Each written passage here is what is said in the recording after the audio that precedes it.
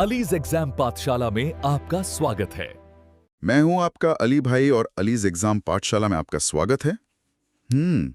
जरा सोचिए, एक तरफ भगवान बुद्ध और महावीर इस दुनिया को परम शांति और अहिंसा का पाठ पढ़ा रहे थे और ठीक उसी समय उसी धरती पर अजातशत्रु रथ मुसल जैसे भयानक हथियारों से कत्लेआम मचाते हुए अपने साम्राज्य का विस्तार कर रहा था। हाँ, ये इतिहास का एक बहुत ही अजीब पहलू है। बिल्कुल।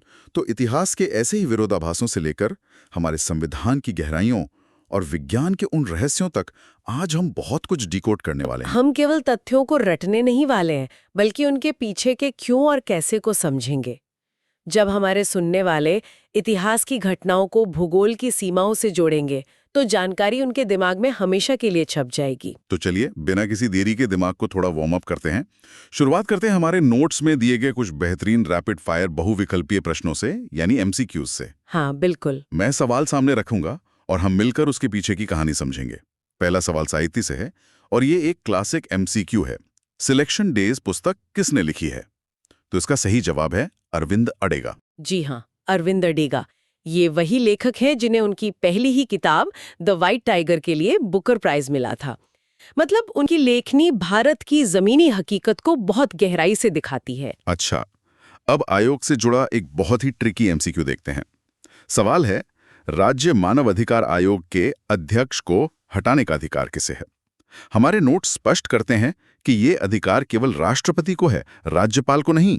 और यकीन मानिए, परीक्षाओं में ये सबसे बड़ा ट्रैप होता है। अक्सर विद्यार्थी राज्य शब्द सुनते ही अनुमान लगा लेते हैं कि अगर राज्य का आयोग है तो हटाने की शक्ति भी राज्यपाल के पास ही होगी। हाँ, लॉजिकल तो यही लगता है ना? लेकिन संविधान निर्माताओं ने इसे ऐसा नहीं बनाया। नियुक्ति भले ही राज्य स्तर पर हो, लेकिन उन्हें पद से हटाने की अंतिम शक्ति केवल देश के राष्ट्रपति के पास सुरक्षित रखी गई है, ताकि वो बिना किसी दबाव के एकदम निष्पक्ष होकर काम कर सकें। क्या बात है। अगला सवाल संविधान संशोधनों से है। एमसीक्यू है कि 52वां संविधान संशोधन जो 1985 में हुआ था, उससे क्या जोड़ा गया? तो जवाब है 10वीं अनुसूची। और साथ ही नोट्स में यह भी मेंशन है कि भाग 7 को 7वें संशोधन द्वारा हटाया गया था। देखिए, ये 10वीं अनुसूची भारतीय राजनीति का एक बहुत बड़ा टर्निंग पॉइंट थी। यह दलबदल विरोधी कानून यानी एंटी डिफेक्शन लॉ से जुड़ी है। 1980 के दशक में आया राम गया राम वाली राजनीति चल रही थी, जहां नेता रातों रात अपनी पार्टी बदल लेते थे। अरे हाँ, वो तो बहुत मशहूर किस्सा है। बिल्कुल। तो उस अस्थिरता को रोकने के लिए ही 1985 में ये 52वां संशोधन लाया गया था। और विज्ञान का एक बहुत ही सीधा लेकिन महत्वपूर्ण एमसीक्यू, सूर्य की ऊर्जा का मुख्य स्रोत क्या है? इसका उत्तर है नाभिकीय संलयन, जिसे हम न्यूक्लियर फ्यूजन कहते हैं। ये वही प्रक्रिया है जो पूरे ब्रह्मांड को रोशन किए हुए है। इसे ऐसे समझिए कि सूर्य के कोर में अत्यधिक दबाव और तापमान के कारण हाइड्रोजन के छोटे छोटे परमाणु आपस में टकराकर जुड़ते हैं और हीलियम बनाते हैं। इसी संलयन या जुड़ने की प्रक्रिया में जो अपार ऊर्जा निकलती है, वही धूप बनकर हमारी पृथ्वी तक पहुंचती है। चलिए इसे डिकोड करते हैं। अब सीधे देश के सबसे महत्वपूर्ण दस्तावेज की ओर चलते हैं, हमारा संविधान, और उसमें एक नागरिक के रूप में हमारी जगह। नागरिकता पर आधारित हमारा अगला एमसीक्यू है, भारत के संविधान का कौन सा भाग नागरिकता से संबंधित है? इसका स्पष्ट उत्तर है भाग 2। बिल्कुल, संविधान का भाग 2, जिसमें अनुच्छेद 5 से लेकर 11 तक शामिल है। यहाँ एक बहुत ही दिलचस्प बात यह है कि हमने एकल नागरिकता यानी सिंगल सिटीजनशिप का कॉन्सेप्ट ब्रिटेन से लिया है। अमेरिका में तो ऐसा नहीं होता ना? नहीं, अमेरिका जैसे देशों में दोहरी नागरिकता होती है, मतलब एक देश की और एक उस राज्य की जहां आप रहते हैं। लेकिन भारत में चाहे कोई कश्मीर में रहे या कन्याकुमारी में, वो केवल भारत का नागरिक है। ये देश की एकता को बनाए रखने का एक बहुत ही सोच समझकर उठाया गया कदम था। नागरिकता की इस पूरी प्रक्रिया को समझना किसी प्रीमियम क्लब मेंबरशिप को समझने जैसा है। मेंबरशिप पाने के अलग अलग रास्ते हैं और नोट्स के अनुसार ये 5 तरीके हैं। पहला तो जन्म से हो गया कि आप भारत में पैदा हुए। हाँ। दूसरा वंशानुक्रम से, यानी माता पिता भारतीय हैं। तीसरा पंजीकरण या रजिस्ट्रेशन के माध्यम से। चौथा देशीयकरण यानी नेचुरलाइजेशन, जहां कोई विदेशी लंबे समय तक यहां रहकर नागरिकता मांगता है। और 5वां तरीका है किसी नए क्षेत्र के भारत में सम्मिलन से, जैसे जब सिक्किम को भारत में मिलाया गया। हाँ, तो वहाँ के सभी लोग स्वतः ही भारतीय नागरिक बन गए। बिल्कुल सही। और जैसे इस विशेष क्लब की मेंबरशिप मिलती है, वैसे ही क्लब के नियमों का उल्लंघन करने पर ये छिन भी सकती है। वो कैसे? इसे खोने के 3 तरीके स्पष्ट किए गए हैं। पहला है त्याग, जब कोई व्यक्ति स्वेच्छा से इसे छोड़ दे। दूसरा है समाप्ति, जिसका जिक्र अनुच्छेद 9 में है। मतलब यदि कोई व्यक्ति किसी दूसरे देश की नागरिकता ले लेता है तो उसकी भारतीय नागरिकता अपने आप समाप्त हो जाएगी। अच्छा। और तीसरा सबसे सख्त तरीका है वंचित करना। ये तब होता है जब कोई व्यक्ति संविधान के प्रति निष्ठाहीनता दिखाए या धोखाधड़ी से नागरिकता प्राप्त करे। तो वो अनुच्छेदों का त्वरित सारांश भी देख लेते हैं। अनुच्छेद 5 कहता है कि संविधान के प्रारंभ में नागरिकता कैसे तय हुई। अनुच्छेद 6 उन लोगों के अधिकारों की बात करता है जो पाकिस्तान से भारत आए थे, और अनुच्छेद 7 उनके लिए है जो पहले पाकिस्तान चले गए थे लेकिन फिर लौटकर भारत आ गए। अगर हम उस दौर की कल्पना करें तो 1947 के विभाजन के समय लाखों लोग इस पार से उस पार जा रहे थे। ये एक भयंकर मानवीय त्रासदी थी। इन अनुच्छेदों के माध्यम से उस समय की ऐतिहासिक उथल-पुथल को कानूनी और मानवीय रूप से सुलझाने का प्रयास किया गया था। अब जब नागरिकता की बात हो गई तो बात उस भूगोल की होनी चाहिए जहां ये नागरिक रहते हैं। मतलब राज्यों का गठन कैसे हुआ? राज्य पुनर्गठन पर एक बड़ा ही शानदार MCQ है। अनुच्छेद 3 के तहत नए राज्यों के निर्माण में इनमें से किसकी अनुमति नहीं है? इसका उत्तर यह है कि राज्य पुनर्गठन पर संबंधित राज्य के विधानमंडल का कोई वीटो नहीं चलता। इसमें केवल राष्ट्रपति की अनुमति आवश्यक होती है। ये केंद्र सरकार को बहुत शक्तिशाली बनाता है और इसका ऐतिहासिक सफर बहुत उतार चढ़ाव भरा रहा है। आजादी के तुरंत बाद 1948 में SK धर आयोग बना था।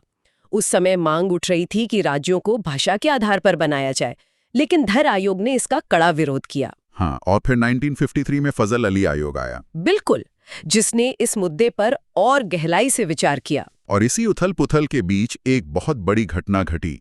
पोटी श्रीरामुलु नाम के एक नेता ने तेलुगु भाषियों के लिए अलग राज्य की मांग करते हुए 58 दिन का आमरण अनशन किया, जिसके बाद उनकी मृत्यु हो गई। बहुत ही दुखद घटना थी वो। हाँ, और उनके इस बलिदान के परिणाम स्वरूप भारी जन आंदोलन हुआ और आखिरकार भाषा के आधार पर गठित होने वाला देश का पहला राज्य बना आंध्र प्रदेश। यह आधुनिक भारत का एक ऐसा मोड़ था जिसने पूरे देश में राज्यों की सीमाओं को नए सिरे से परिभाषित करने की नींव रख दी। ये दिखाता है कि भाषा लोगों की पहचान का कितना गहरा हिस्सा होती है। आज हम भाषा के आधार पर राज्यों की सीमाएं तय करते हैं, लेकिन अगर हम प्राचीन इतिहास में झांकें तो तब सीमाएं भाषा से नहीं बल्कि तलवारों और धर्म से तय होती थीं। बिल्कुल। चलिए बौद्ध परिषदों की बात करते हैं। MCQ है, तीसरी बौद्ध परिषद के शहर में आयोजित हुई थी। इसका सही जवाब है पाटलिपुत्र। हमारे रिवीजन नोट्स में चारों बौद्ध संगीतियों की पूरी टेबल दी गई है, जिसे समझना बहुत जरूरी है।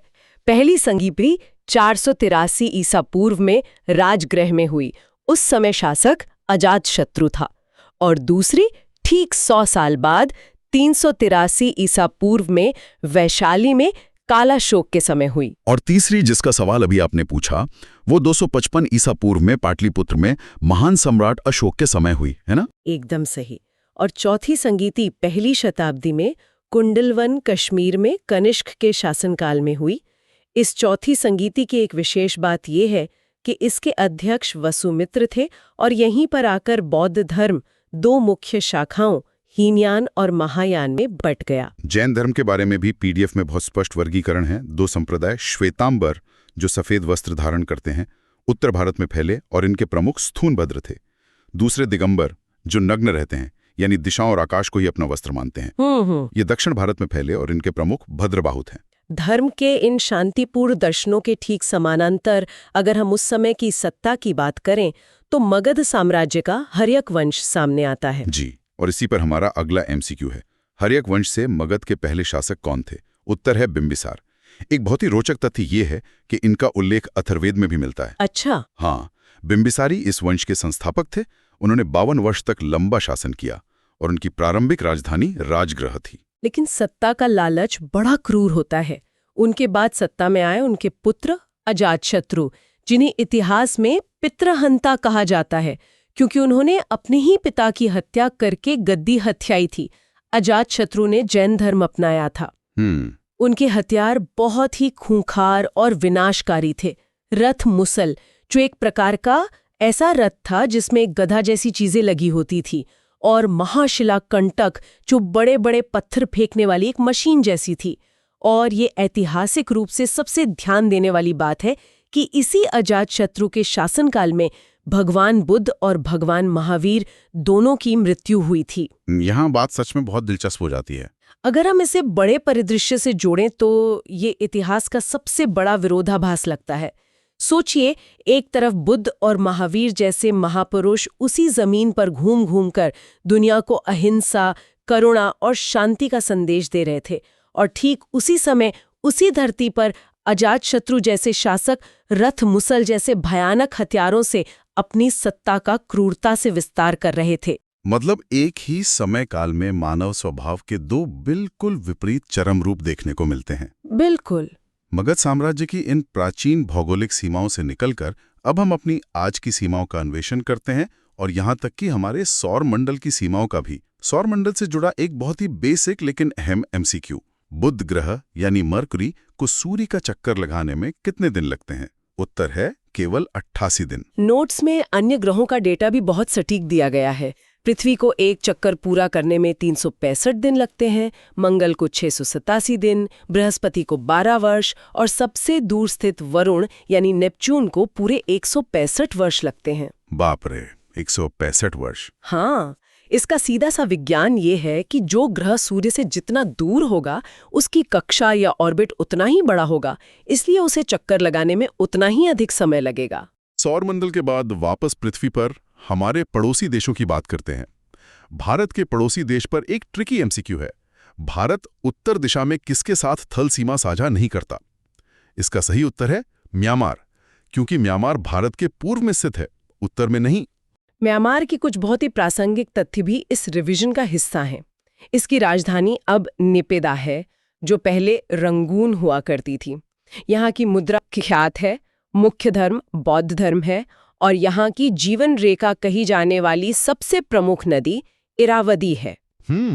इसके अलावा यहाँ का सबसे चर्चित और संवेदनशील भू-राजनीतिक मुद्दा रोहिंग्या शरणार्थी विवाद है, जिसका असर भारत पर भी पड़ता है। भारत के भूगोल पर लौटते हैं। अरावली पर्वतमाला को लेकर एक MCQ। अरावली किस राज्य में अवस्थित नहीं है? विकल्प कुछ भी हो सकते हैं, लेकिन नोट्स के अनुसार इसका सटीक उत्तर है पंजाब। अरावली पंजाब में नहीं है। सही। ये एक अवशिष्ट पर्वत यानी रेजिडुअल माउंटेन का उदाहरण है। इसका मतलब है कि ये कभी बहुत विशाल रहा होगा, लेकिन लाखों सालों के अपर्दन के बाद अब केवल इसके बचे खुचे हिस्से ही रह गए हैं। इसका विस्तार गुजरात, राजस्थान, हरियाणा और दिल्ली तक है। बिल्कुल। इसकी सर्वोच्च चोटी गुरु शिखर है और इसका प्रमुख दर्रा पीपली घाट है। दिल्ली में जो रैसीना पहाड़ी है और माउंट आबू जहां प्रसिद्ध दिलवाड़ा जैन मंदिर है, वो भी इसी अरावली श्रृंखला का हिस्सा है। यहाँ भूगोल और राजनीति का एक गजब का कनेक्शन दिखता है। यहाँ बात सच में बहुत दिलचस्प हो जाती है। क्या ये आश्चर्यजनक नहीं है कि जिस अरावली पहाड़ी पर कभी आसमान चूमते विशाल शिखर हुआ करते थे, लाखों सालों बाद आज उसी पहाड़ी के घिसे हुए बचे हुए हिस्से यानी रायसीना हिल पर देश की सबसे बड़ी संवैधानिक शक्ति हमारा राष्ट्रपति भवन शान से खड़ा है। हाँ, प्रकृति के बनाए भूगोल पर इंसान ने सत्ता का कैसा शानदार केंद्र स्थापित किया है। एकदम सही। नदियों से जुड़ा MCQ। भारत में सर्वाधिक राज्यों से गुजरने वाली नदी कौन सी है? उत्तर गंगा। इसका पूरा मार्ग नोट्स में बेहतरीन तरीके से समझाया गया है। ये उत्तराखंड से निकलती है, फिर उत्तर प्रदेश में प्रवेश करती है जहां इसकी लंबाई सबसे ज्यादा है। उसके बाद बिहार, फिर झारखंड जहां सबसे कम दूरी तय करती है, फिर पश्चिम बंगाल और अंत में बांग्लादेश में प्रवेश करती है जहां इसे पद्मा के नाम से जाना जाता है। इसकी कुल लंबाई 2525 किलोमीटर है, जिसमें से ये भारत के भीतर 2071 किलोमीटर बहती है। गंगा को लेकर सरकार की योजनाओं की टाइमलाइन भी बहुत जरूरी है। 1986 में इसके प्रदूषण को रोकने के लिए गंगा एक्शन प्लान शुरू किया गया था। फिर 2008 में इसे आधिकारिक तौर पर राष्ट्रीय नदी घोषित किया गया और 2014 में इसके व्यापक संरक्षण के लिए नमामि गंगे परियोजना शुरू हुई। और इसी नदी के तटों पर कुंभ मेला लगता है ना? बिल्कुल, जिसका गणित भी नोट्स में है। महाकुंभ 12 वर्ष में 4 अलग अलग जगहों पर लगता है और अर्ध कुंभ हर 6 वर्ष में प्रयागराज और हरिद्वार में आयोजित होता है। भूगोल और नदियों के बाद जो पहिया किसी भी देश को असल में आगे बढ़ाता है वो है अर्थव्यवस्था और उसकी योजना। योजना आयोग और नीति आयोग पर हमारा अगला एमसीक्यू, 2015 से पहले भारत में पंचवर्षीय योजनाएं कौन बनाता था? उत्तर बहुत स्पष्ट है, योजना आयोग। योजना आयोग का इतिहास भारत के विकास की कहानी है। इसकी स्थापना 15 मार्च 1950 को हुई थी और ये विचार उस समय के सोवियत संघ के मॉडल से प्रेरित था। इसके प्रथम अध्यक्ष तत्कालीन प्रधानमंत्री जवाहरलाल नेहरू थे और प्रथम उपाध्यक्ष गुलजारी लाल नंदा थे। अच्छा। समय के साथ ही आगे बढ़ा और इसके अंतिम अध्यक्ष प्रधानमंत्री नरेंद्र मोदी बने, जबकि इसके अंतिम उपाध्यक्ष मोंटेक सिंह अहलूवालिया थे। पहले पंचवर्षीय योजना जो 1951 में आई वो हेरोड डोमर मॉडल पर आधारित थी। इस मॉडल का मूल विचार ये था कि अर्थव्यवस्था में जितनी बचत होगी उतना ही निवेश होगा और उसी से आर्थिक विकास होगा। इस पहली योजना का लक्ष्य 2.1% का विकास दर रखा गया था, लेकिन कमाल की बात है कि इसने 3.6% हासिल किया और इसका पूरा फोकस यानी प्राथमिकता कृषि व सिंचाई पर थी, क्योंकि आजाद भारत को सबसे पहले अपना पेट भरना था। इसके बाद 1 जनवरी 2015 को योजना आयोग की जगह नीति आयोग की स्थापना हुई। 65 साल बाद योजना आयोग से नीति आयोग में शिफ्ट होना केवल एक संस्था का नाम बदलना नहीं था, ये एक बहुत बड़ा वैचारिक बदलाव था। योजना आयोग टॉप डाउन अप्रोच पर काम करता था, यानी दिल्ली में बैठकर नीतियां बनती थीं और राज्यों पर लागू होती थीं, जबकि NITI Aayog bottom up approach पर आधारित है, जहां राज्यों की सक्रिय भागीदारी से नीतियां तैयार की जाती हैं। अर्थव्यवस्था के कुछ प्रमुख संस्थानों की बात करें तो एग्जिम बैंक पर एक एमसीक्यू है। इसकी स्थापना कब की गई? उत्तर है, इसका अधिनियम 1981 में संसद में पारित हुआ था, लेकिन इसने अपना कार्य 1 जनवरी 1982 से शुरू किया। इसका मुख्यालय मुंबई में है। और शेयर बाजार यानी स्टॉक एक्सचेंजेस की बात करें तो हाँ, एनएससीए यानी नेशनल स्टॉक एक्सचेंज की स्थापना 1992 में फैरवानी समिति की सिफारिश पर हुई। इसका कार्य 1994 में शुरू हुआ और इसका भी मुख्यालय मुंबई है। वहीं बीएसई यानी बॉम्बे स्टॉक एक्सचेंज की स्थापना बहुत पहले 1875 में हुई थी और ये पूरे एशिया का सबसे पुराना स्टॉक एक्सचेंज है। यहाँ नोट्स में एक छोटा सा लेआउट का पेज है जिसे मैं स्पष्ट कर दूं। पीडीएफ स्लाइड में बीएसई के ठीक नीचे मुख्य सूचकांक निफ्टी 50 लिखा हुआ है। मतलब हालांकि नोट्स में ये इस तरह से डिजाइन किया गया है, लेकिन हमारे विद्यार्थियों को पता होना चाहिए कि निफ्टी 50 मुख्य रूप से नेशनल स्टॉक एक्सचेंज का बेंचमार्क इंडेक्स है, जबकि बीएसई का मुख्य इंडेक्स सेंसेक्स होता है। हाँ, वो बस लेआउट की एक व्यवस्था है जिसे हमें ध्यान में रखना है। बिल्कुल। स्पष्टता बहुत जरूरी है। टैक्सेशन और इंडेक्स पर भी नजर डालते हैं। वैट यानी वैल्यू एडेड टैक्स एक प्रकार का अप्रत्यक्ष कर था जिसे दुनिया में सबसे पहले फ्रांस ने लागू किया था। भारत में 2005 में इसे अपनाने वाला पहला राज्य हरियाणा बना। वे संविधान संशोधन के तहत पूरे देश में लागू किया गया। इसके अलावा एग्रीडेक्स का भी उल्लेख है, जो भारत का पहला कृषि वायदा सूचकांक है। ये 2020 में लॉन्च हुआ था और इसमें मुख्य रूप से 10 कृषि उत्पाद शामिल हैं। अर्थशास्त्र के इन भारी भरकम सूचकांकों को समझने के बाद अब हम विज्ञान के उन वास्तविक पैरामीटर्स की बात करते हैं जिन पर यह भौतिक दुनिया चलती है। विज्ञान और ऊर्जा की शक्ति।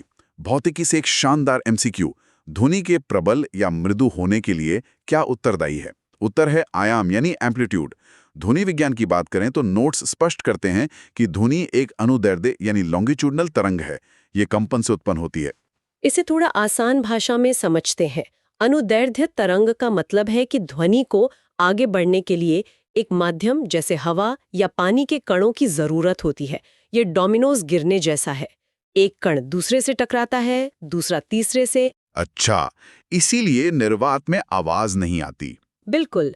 सबसे खास बात यह है कि ध्वनि निर्वात यानी वैक्यूम में, जहां कोई कण नहीं होते, यात्रा नहीं कर सकती। अंतरिक्ष में आप कितना भी तेज चिल्लाएं, कोई आवाज नहीं आएगी। और जहां तक आयाम की बात है, तरंग की ऊंचाई जितनी ज्यादा होगी, आवाज उतनी ही लाउड या प्रबल होगी। रसायन विज्ञान का एक सीधा सा एमसीक्यू। पहला, पूरी तरह से मानव निर्मित पॉलीमर कौन सा है? उत्तर है नायलॉन। इसका उपयोग मछली पकड़ने के जाल और मजबूत पैराशूट बनाने में होता है। और इसी के साथ पर्यावरण संरक्षण के लिए 3R का सिद्धांत दिया गया है। रिड्यूस मतलब कचरा कम करें, रिसाइकल मतलब चीजों का पुनर्चक्रण करें, और रीयूज यानी उन्हें पुनः उपयोग में लाएं। जीव विज्ञान में चिकित्सा की विभिन्न शाखाओं को समझना भी परीक्षा के लिए बहुत जरूरी है। अक्सर मिलान करने वाले सवालों में ये आ जाते हैं। इसी पर हमारा अगला एमसीक्यू, आंत या शरीर के आंतरिक अंगों के रोगों के अध्ययन से संबंधित शाखा कौन सी है? इसका उत्तर है स्प्लेंकेनोलॉजी। हाँ, और पीडीएफ में अन्य महत्वपूर्ण शाखाएं भी दी गई हैं, जैसे फार्माकोलॉजी, जिसमें दवाओं के असर का अध्ययन होता है, रोमेटोलॉजी, जो जोड़ों के दर्द या गठिया से संबंधित है, डर्मेटोलॉजी, जो त्वचा और उसके रोगों का अध्ययन है, एनेस्थीसियोलॉजी, जिसका मतलब है सर्जरी से पहले मरीज को दी जाने वाली बेहोशी की दवाओं का विज्ञान, और न्यूरोलॉजी, जो हमारे तंत्रिका तंत्र और मस्तिष्क का अध्ययन है, और कार्डियोलॉजी, जो हृदय और उसकी कार्य प्रणाली का विज्ञान है। मानव शरीर के इस आंतरिक ऊर्जा और विज्ञान को समझने के बाद अब हम देश को चलाने वाली परमाणु ऊर्जा की ओर बढ़ते हैं। भारत के परमाणु ऊर्जा संयंत्रों पर एक बहुत ही महत्वपूर्ण एमसीक्यू, नरौरा परमाणु ऊर्जा संयंत्र उत्तर प्रदेश के किस जिले में स्थित है? इसका उत्तर है बुलंदशहर। इसके अलावा भारत के अन्य प्रमुख संयंत्रों के स्थान भी नोट्स में दर्ज हैं। तारापुर महाराष्ट्र में है, गोरखपुर, हाँ ये नाम थोड़ा चौंकाता है, लेकिन ये संयंत्र हरियाणा में है। हाँ, ये अक्सर कंफ्यूज करता है। बिल्कुल। रावत भाटा राजस्थान में, काकरापार गुजरात में, कैगा कर्नाटक में और कुडनकुलम तमिलनाडु में स्थित हैं। और इन बिजली संयंत्रों से परे परमाणु विज्ञान के क्षेत्र में जो सामरिक शक्ति हमें मिली, उसके पीछे के दो ऐतिहासिक ऑपरेशंस बहुत महत्वपूर्ण हैं। पहला है ऑपरेशन स्माइलिंग बुद्धा, जो 18 मई 1974 को पोखरण में हुआ। ये भारत का पहला परमाणु परीक्षण था, जो तत्कालीन प्रधानमंत्री इंदिरा गांधी के समय में हुआ, और इसमें महान वैज्ञानिक राजा रमन्ना और होमी सेटना की अहम भूमिका थी। दूसरा है ऑपरेशन शक्ति, जो 11 से 13 मई 1998 के बीच प्रधानमंत्री अटल बिहारी वाजपेयी के समय में हुआ, जिसमें डॉक्टर एपीजे अब्दुल कलाम ने प्रमुख नेतृत्व किया था। तो इन सब का क्या मतलब है? जरा गहराई से सोचिए। 1974 में भारत ने पूरी दुनिया के सामने शांति का संदेश देते हुए एक छोटी सी स्माइल दी, और फिर 1998 में तमाम वैश्विक दबावों को दरकिनार करते हुए अपनी असली शक्ति का एहसास कराया। ये सिर्फ विज्ञान की किताबों में दर्ज कुछ पन्ने नहीं है, ये एक आजाद राष्ट्र के आत्मविश्वास और आत्मनिर्भरता की पूरी यात्रा है। बिल्कुल। और जब एक देश परमाणु शक्ति संपन्न बन जाता है, तो वैश्विक मंच पर उसकी आवाज को और ध्यान से सुना जाता है। इसलिए एक सिविल सेवक या पुलिस अधिकारी होने के नाते दुनिया की राजधानियों और संगठनों की समझ होना भी आवश्यक है। इसी से जुड़ा है हमारा ग्लोबल सेक्शन, राजधानियों पर एमसीक्यू। क्रोएशिया की राजधानी क्या है? उत्तर ज़ग्रेब। और भी कई नाम है इसमें। हाँ, इसके अलावा कुछ और प्रमुख राजधानियां दी गई हैं।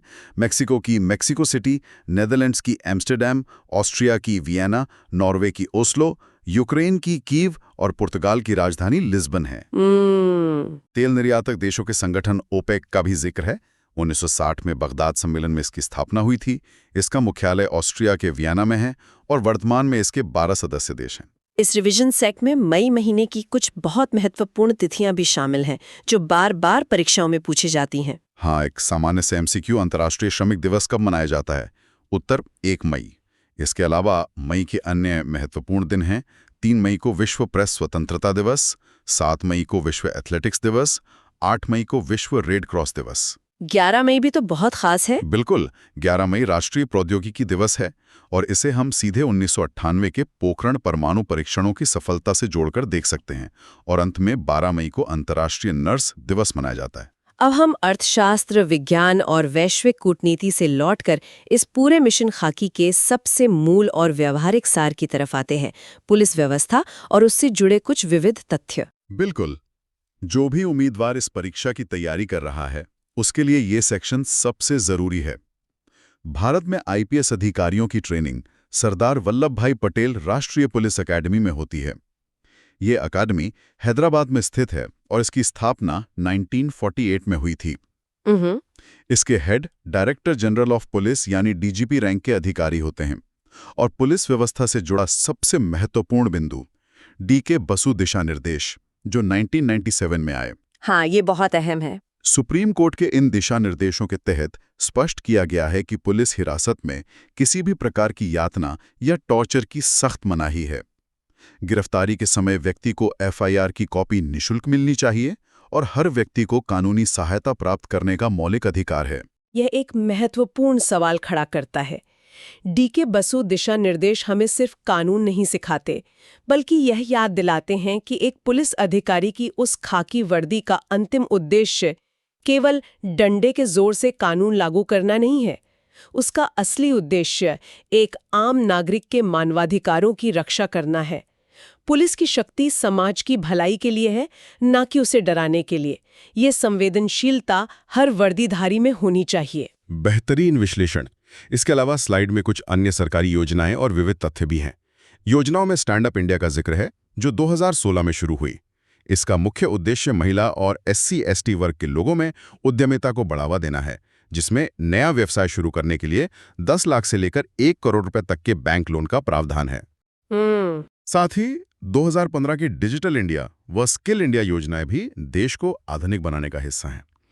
अंतरिक्ष विज्ञान की बात करें तो 1984 में विंग कमांडर राकेश शर्मा अंतरिक्ष में जाने वाले पहले भारतीय बने, और वहीं से उन्होंने कहा था, सारे जहां से अच्छा हिंदुस्तान हमारा। वो तो एक बहुत ही गर्व का पल था। बिल्कुल। अब खेलों की बात करें तो पोलो का जिक्र है। इस खेल की एक टीम में 4 खिलाड़ी होते हैं। इसकी शुरुआत भारत में ही मणिपुर में हुई थी, जिसे सगोल कांगजेई कहा जाता था। ये खेल 1900 से लेकर 1936 तक ओलंपिक का भी हिस्सा रहा था, और भारत में इसका सबसे प्रमुख टूर्नामेंट एजरा कप है। और किताबों की सेक्शन में? किताबों के सेक्शन में मुल्कराज आनंद की प्रसिद्ध रचना कुली, VS नायपॉल की ए हाउस फॉर मिस्टर विश्वास का जिक्र है, और इसके साथ PDF में पत्रकारिता और साहित्य के सबसे बड़े सम्मान पुलित्जर पुरस्कार का भी उल्लेख है, जिसकी शुरुआत 1917 में हुई थी। अच्छा। अंत में ब्रांड एम्बेसडर्स की एक छोटी सी लिस्ट है। भीम ऐप के एम्बेसडर MS धोनी हैं, स्पोर्ट्स ब्रांड प्यूमा की PV सिंधु, जोमैटो की शाहरुख खान और बोट ब्रांड के रणवीर सिंह हैं। देखा जाए तो इस एक छोटे से रिवीजन सेशन में हमने एक बहुत ही विशाल और रंग बिरंगे कैनवस को पूरी गहराई के साथ कवर किया है। तो हमारे सभी विद्यार्थी ध्यान दें, आज की इस विस्तृत चर्चा को समेटते हुए हम गर्व से कह सकते हैं कि हमने प्राचीन मगध साम्राज्य के क्रूर हथियारों से लेकर भारत के आधुनिक शांतिपूर्ण परमाणु परीक्षणों तक, अर्थशास्त्र के सूचकांकों से लेकर मानव शरीर की आंतरिक जटिलताओं तक, और सबसे बढ़कर एक नागरिक के अधिकारों से लेकर पुलिस की जिम्मेदारियों तक का एक जबरदस्त और सटीक 3D रिवीजन किया है। जाते जाते सभी सुनने वालों के लिए मेरी तरफ से एक विचार। जब आप परीक्षा कक्ष में बैठते हैं और OMR शीट पर उन गोलों को भरते हैं, तो ये मत सोचिए कि आप केवल कुछ रटे हुए तथ्य दोहरा रहे हैं।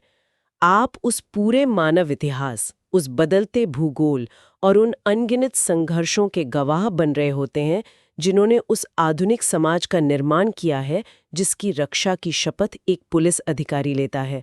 तो आज एकांत में बैठिएगा और ज़रूर सोचिएगा कि आपकी उस खाकी वर्दी के पीछे का वास्तविक संविधान और मकसद क्या है। बहुत ही गहरी और प्रेरणादायक बात। इसी जोश, जज्बे और समझदारी के साथ अपनी तैयारी करते रहिए। हमें सुनने के लिए धन्यवाद। जय हिंद, जय भारत।